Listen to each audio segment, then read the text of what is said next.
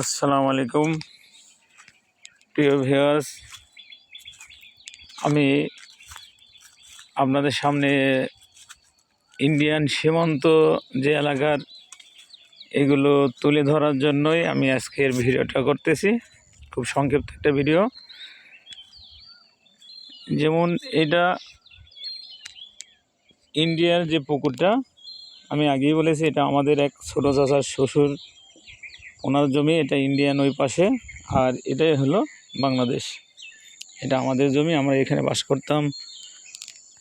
এই যে কলা গাছটা দেখছেন, এটা হলো ইন্ডিয়া।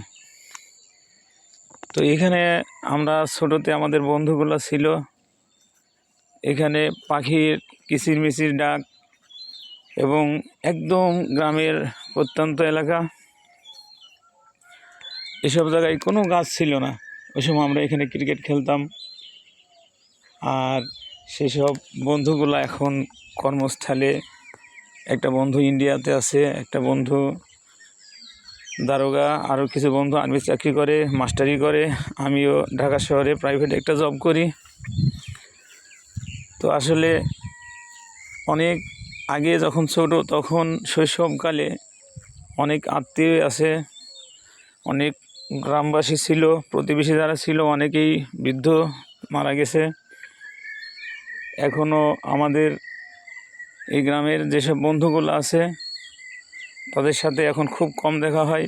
ঈদে যখন বাড়িতে আসি তখন তাদের সাথে কথা বলি, এবং অনেকেই নাই, তারা দুনিয়ার বুক থেকে চলে গেছেন, বিদায় নিয়েছেন। আসলে আমরাও একদিন এই পৃথিবী ছেড়ে চলে যাব। তো এরকম একটা শৈশব, এসব স্মৃতি এখন হৃদয়কে নাড়া দেয় এবং মনের ভিতরে একটা আফসোস, একটা বয়স, যে বয়সে আমরা এখানে খেলা করছি, ঘুরে বেড়াইছি, এটা এখন আর এই সময়গুলো নাই। তো এই সুন্দর এলাকা এবং আবহাওয়া এবং গ্রামের যে স্মৃতি, এসব পরিবেশ খুব কম আছে, যেটা আমরা শহরের কোলাহলে পাই না। এই জন্য আমার খুব ভালো লাগে আমাদের গ্রাম, মেহেরপুর জেলার গাংনী থানার তেঁতুলবাড়ি ইউনিয়নের শহরতলার গ্রামবাসী আমরা। ধন্যবাদ সবাইকে। আসসালামু আলাইকুম।